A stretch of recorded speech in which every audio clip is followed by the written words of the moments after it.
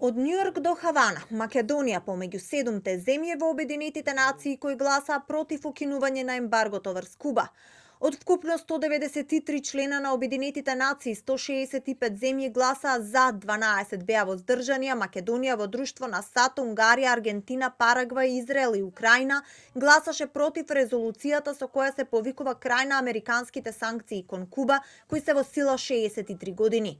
Од македонското МНР велат дека ваквата одлука е поради неусогласен став на ЕУ и на линија со националните интереси на државата.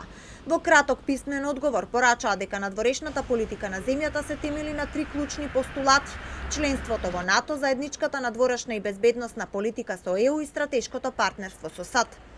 Во однос на гласањето на Република Северна Македонија во Генералното собрание на Обединетите нации по резолуцијата на Куба за укинување на економската, трговската и финансиската блокада од страна на Соединетите Американски држави, информираме дека одлуката за нејзино неподржување беше донесена во услови на неусогласен заеднички став на земјите членки на Европската унија, имајќи ги предвид националните интереси на државата. Резолуцијата неопходност од прекин на економското, трговското и финансиското ембарго наметнато од САД против Куба беше усвоена и покрај лобирањето на Вашингтон, но и обвинувањата дека кубански државјани наводно се борат на страната на руските сили во Украина. Куба ги отфрли обвинувањата како неосновани. По гласањето Обединетите нации објавија дека иако резолуцијата останува необврзувачка, нејзиното усвојување сигнализира неодобрување на меѓународната заедница за еднострани принудни мерки со екстратериторијални ефекти. Инаку меѓу 7-те земји кои гласаа против има само една членка на Европската унија, Унгарија.